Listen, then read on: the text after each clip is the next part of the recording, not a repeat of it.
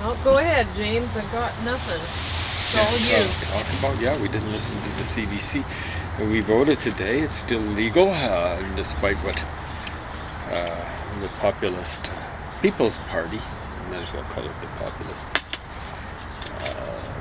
maybe has in store for us. Anyway, so here we go. Have a look at that. See if you recognize the face. So this novel was under the title of Der Blaue Engel with Marlene Dietrich and Emil Jannings. I think that Emil Jannings, to one of the few real worldwide successes of German film. The story's about a teacher who's a high school terror, about a kind of like a bourgeois existence, which in a later passion for a small city courtesan falls into. Not very good at I'd never make a United Nations translator, like where they're doing awesome. it in real time. Yeah. I guess not Joyce Carol Oates, but Sylvia Plath went out, at least if we take Beljar as somewhat semi-autobiographical, went out with one of those. I can't remember what it was called, Fast Translator or something like that. She went out with something like this. Fast Translator. I can't remember. I think it was Greek. It was supposed to be the story. So yeah, there's the front cover. This is the back cover. Poor Emil Jannings kind of looks like a high school teacher. And there's Marlene Dietrich back in the day. I think it was roughly 1930 when the film would have been done. So film title, the Blaue Engel, the Blue Angel. But the real title of it is, so it's written by Heinrich Mann, the older brother of Thomas Mann, much more famous novelist. See what it's really called? Professor Unrat? Unrat, yeah, exactly right. So the name of the character's real name is R-A-A-T. It'd be something like Rat. Unrat means garbage. Professor Garbage. Wouldn't it have been a better title than the Blue Angel? But I don't know. I guess they had to play up Marlene Dietrich. So the real star of the show, I guess, should have been Emil Jannings, Professor Garbage. So the kids in his class, and it went on, I guess, for years. I suppose decades, according to the story. They'd call him. His real name's Rat, but they called him Unrat, Professor Garbage. And what they'd be saying, things like, "It smells like garbage in here." There'd be someone at the back of the class saying, or there's a whiff of garbage about this place. You see, poor guy. Well, yeah, apparently he was a nasty guy, like he was a high school terror or something like that. So, anyway, I'm not going to give it away, the ending or anything like that. It's quite a short little novel. I've got here 153 pages. And that includes front material as well. So it's roughly 150 pages. I inherited this book, although the guy's still alive. I saw him just a few weeks ago. He's still alive and very well. From the guy who taught me German when he retired. He's a little bit older than me, just a little bit older than me. When he retired, a lot of his books he retired too, and gave them to whoever wanted. A certain select, maybe half of the books he had in his library, in his office. When he retired and gave up his office, he gave up a lot of his books. And this was one that I got. I've had it for quite a while. I would have got it maybe in 2015 or something like that. And it is a trial to go through. This, of course, is in the original German. And they say it's the complete edition, even though it's only 100. Angekürzte Ausgabe. So Ausgabe. So that's the unshortened edition. So it was first published in 1905, and then the movie was made in 1930. This thing was republished, I guess, in paperback or something like that. Maybe not paperback, but 1951, and I think my professor would have got it. See the last printing listed here is 73, so it looks pretty well preserved, but it's only roughly 50 years old, and not like 70 years old. Anyway, it is a tough read, partly because, well, for someone who's comes to German as a second or third language, probably more like third language.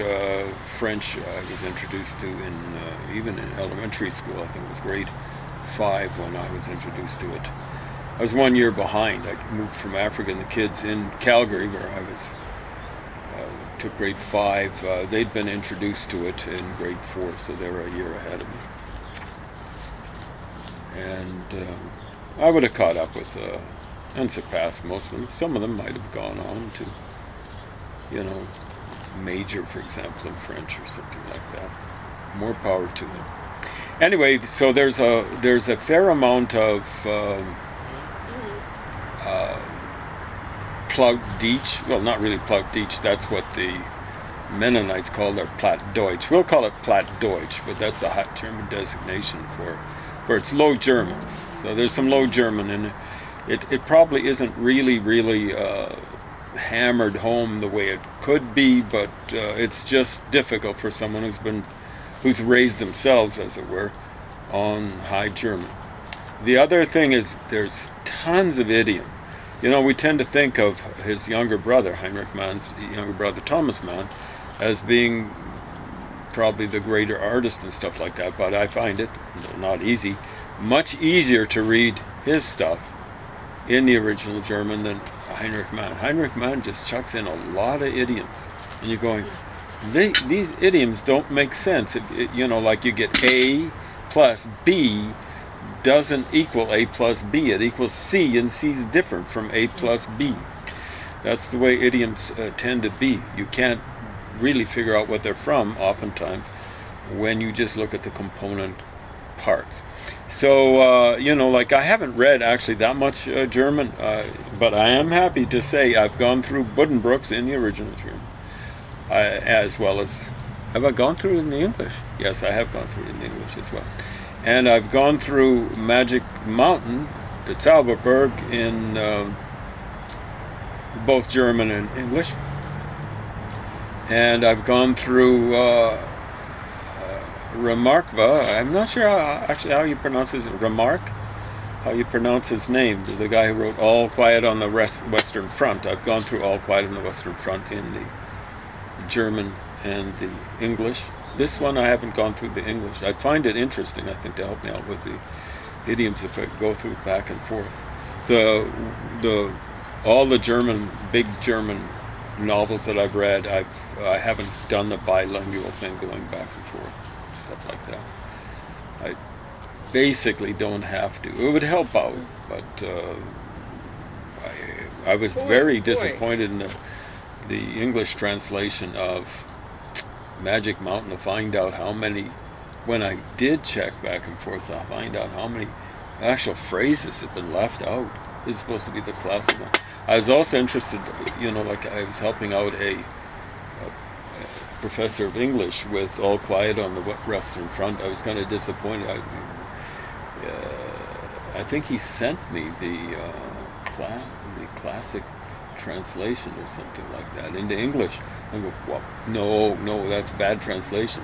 And well, you said that's what really got you into learning languages anyways, because you wanted to read primary sources. You didn't want to... Well, I mean, initially I was interested in translating poetry into English, right? Okay. And initially what I'd do is I'd just take, I'd take a prose translation of that poem, and then I'd look at, with the limited knowledge I had of the various languages, I'd look back and forth and say, what are they doing here? What are they doing here? So what are the translators doing here? Are they sticking close enough to it? Whatever. That's why I prefer the prose one. If a person's trying to do a verse translation, particularly if there's rhyme involved, they're going to have trouble getting it all into a form that's at all like the original form. German's not that much of trouble because you can get iambic, a pentameter in German, and you can put it into English, and there's iambic pentameter in Russian. You know, you're going to have a lot of extra syllables because Russian has lots and lots of extra syllables for. Same thing with French. You know, like you cannot. You want fewer syllables in the English. Same thing with Japanese. You know, like you've been working on haiku. Haikus are actually in English are longer. You got more content than you have in Japanese because Japanese you're just going back and forth, with the exception of "n" at the end of a syllable. You just go back and forth between, and there are some other exceptions, but it's basically consonant vowel, consonant vowel, consonant vowel. So you just can't get that much information. Consonants are things that basically get the information through. All other things being equal. I mean, vowels mean a lot in the Semitic languages and stuff like that, but in the European languages, they're just kind of like place takers as far as I can tell. There are exceptions, don't misinterpret it, but consonants, as far as I'm concerned, give much more information than vowels do. Don't want to overstate the case. And so English just crams. You think of springs. Think about how many vowels there are. There's just one. And then how many consonants there are. There's 5, really. Ing is just, even though we spell it ng, is only one consonant, really, for all intents and purposes. So I got into it more for that, and I translated in that way poems in about 24 different languages and stuff like that. Some of them very different. And then you know, like I can remember looking on the professor's door. He was an archaeologist, and he still is. He's more into languages and stuff like that. But he taught archaeology out at the university, and he was answering a question: what do I have to do to become a biblical archaeologist? So this was for a publication. I don't know if it was Biblical Archaeologist or something like that. Anyway, and then he said, I think it was like, first and foremost, you got to learn languages. And I'm going, oh, that's interesting. And I'm going, wow.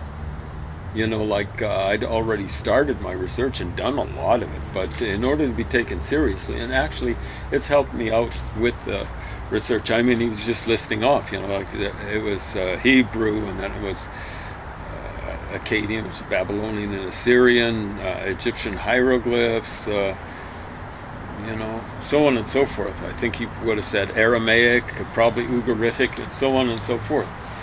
And I don't know if he said Hittite. Hittite's one of the things I've worked on.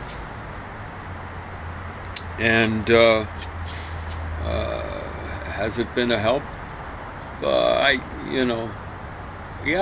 It would have been. The Akkadian's been an immense help, because I've been, you know, here's what someone once said, wrote in the Cambridge Ancient History. In order to find a personal or a place name in Akkadian, you have to know what you're looking for, and the people who are looking for things in the Akkadian stuff, it's not really their fault, but when they're looking for stuff that involves Turkey, what they'd see as Neo-Hittites, or Egypt, or any place in between along the littoral, the eastern coast of the Mediterranean, they're not looking for what's there. And it's hilarious, because there are ghosts of people the Assyrians record, sometimes under slightly different names, 500 years before. Yeah, that's fun. But, so I can't blame the Assyriologists for not doing their homework, because they've inherited this stupid chronology for the New Kingdom in Egypt. And what's it based on? The Trojan War, which is right near the end of the Egyptian New Kingdom, the New Kingdom in Egypt, Pharaonic Egypt. is dated according to Herodotus dating. Herodotus maybe writing 450 BC or something like that. Oh, it's 800 years before my time. Herodotus is called or characterized as the father of history, but some people characterize him as the father of lies. But it's more like father of mistakes. He's just recording all sorts of stuff. Now, he should have actually said, and I'll have to check to see what it's exactly he says, but he should have said, well, some people think it was 800 years before my time. And oftentimes when he's people will take him to task, he's not Thucydides. Thucydides wrote a history. It's a history now to us of the war between Sparta and Athens.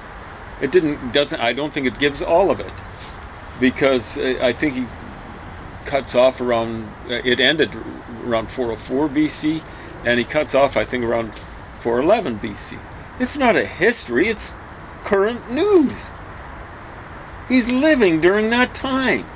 And of course it's not. It's more accurate, but you get all sorts of historians say, oh, can't stand Herodotus, Thucydides, he's my man. I'm going, yeah, he wasn't writing history. It's history for us now, but get it straight. If you're writing about something that's contemporary, it's going to be easier to do. But Herodotus is valuable because he's saying, no, so-and-so have this tradition. Or such and such a person says this, that, and the other thing. And of course, much of it, maybe most of it's garbage, the stuff that he reports like that. But, if nothing else, it gives you a little bit of an exercise. Like, I'm going to run this down, see what there's behind this, if there's anything behind this. It's just stupid the way that's too fast. And that's an alleyway. Anyway, so Herodotus says 500 years, what is it? 800 years before my time. So that's 1250 or something like that. And what we've done in the intervening time, almost 2.5 millennia, not century, millennia, we've squeezed maybe 50 years out of his chronology. Oh my gosh. So Isaac Newton, who died almost 300 years ago, and he almost 100 years before hieroglyphs were deciphered.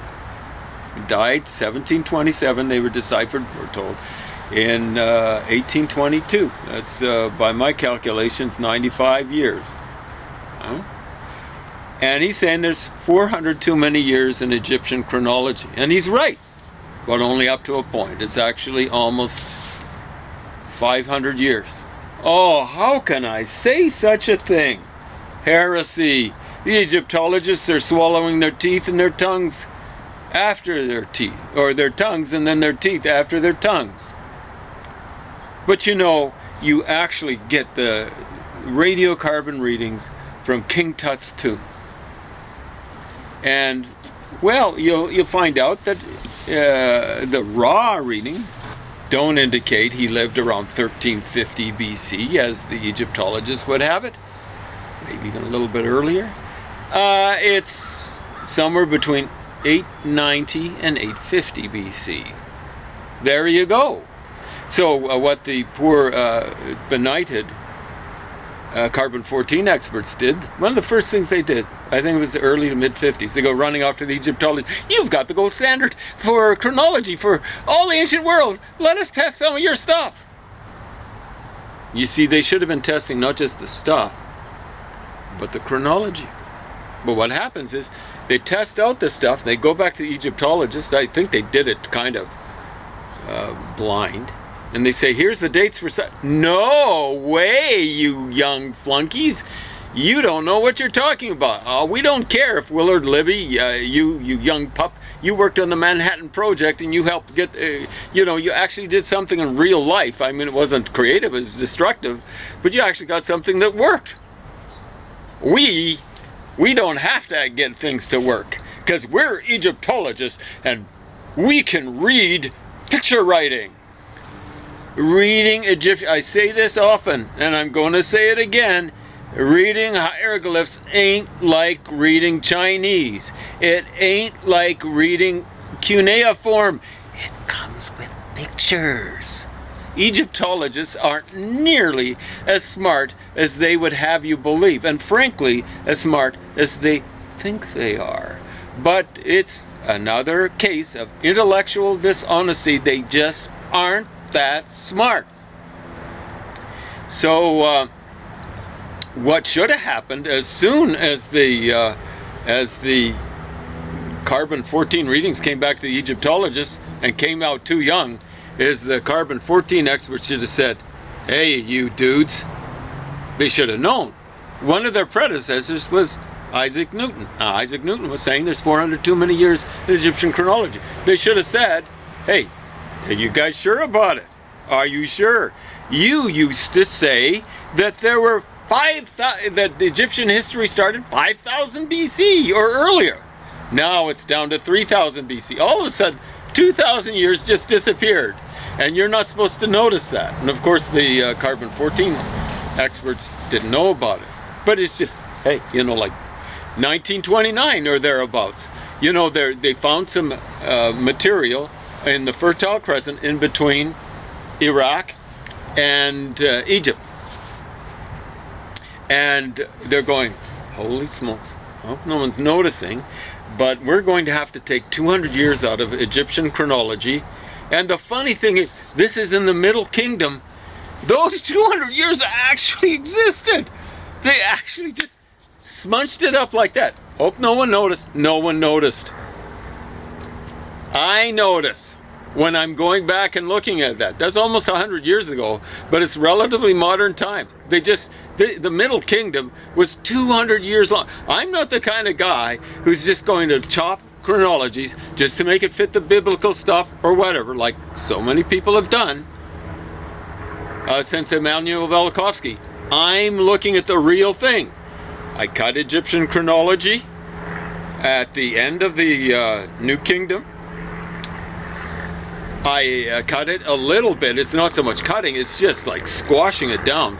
Old Kingdom, it's ridiculous. It's just like been stretched out. But in the Middle Kingdom, I restored 200 years to it. The Egyptologists said, we're going to cut it to make it fit with the Mesopotamian stuff. Hope no one notices how incompetent we are. Yeah, that's incredible. So they've messed it up 3 different places. 3 different places. And it's stunning. It ultimately ends up at the beginning to be 500 years, but it's basically off by 500 years, the end of the New Kingdom, off by 300 years, because in the Middle Kingdom, because they took out 200 years. It's incredible. And then they've roughly stretched the Old Kingdom chronology out by 200 too many years. It's something like, what they've done is they've taken cattle counts, which look as though they occurred every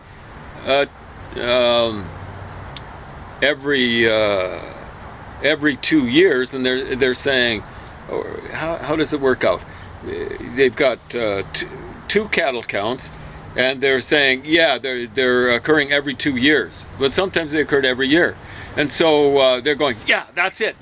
Like we can keep our stretched out Egyptian chronology for the Old Kingdom. You can't do that. So they end up, here's King Pepi the First. He ruled for parts of 100 years. Well, it could be. It could be, but I believe that was during his reign was when some of these cattle counts occurred. Not likely. I mean, we know lots of reigns that happen in real time in relatively recent times, and I think the longest is Louis XIV, who ruled a little over 70 years. Queen Elizabeth, who's ruled longer than I've lived, will be coming, I think, late next year to her 70th year. How do you get so? King Pepi ruled for 100 years. Now we figure he was young when he started ruling, because one of his early requests is he wants there's an expedition going south of Egypt, and he wants them to bring back stuff, including a dancing dwarf. And that probably was a pygmy from Central Africa. I don't think the expedition would have gone that far down, but they would have been going down south and trading with people who'd enslaved a little pygmy and stuff like that. So I can't, he could have been a little bit older, but I can see like a 5-year-old going, "Get me a dancing pygmy, please," or a dancing dwarf, that sort of stuff. It's really quite cute, but I can't see him rule. He probably ruled over 50 years. You see, like when you look at this cattle count thing, it's not like you have it, but it's not like you double it up. Somewhere in between. 70 years. There we go. Pepe the First. Interesting character. I'd like to see who preceded him, or is it Pepe the Second? I got to be careful.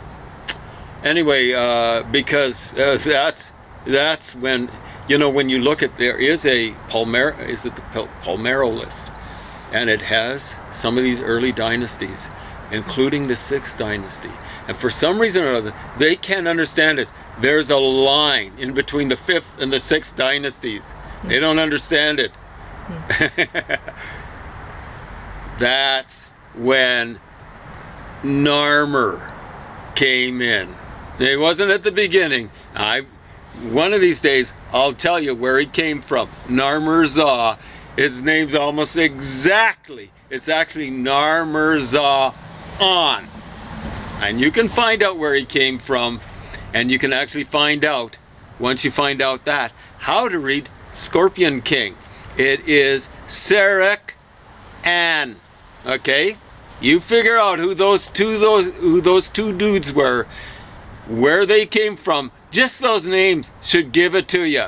Serek An, followed, not necessarily in immediate succession, with a guy whose name, and not that rough an equivalent, but the equivalent should be close to Narmer Za On. You find those two, and you're going to find out where the mysterious city of Akkad was located.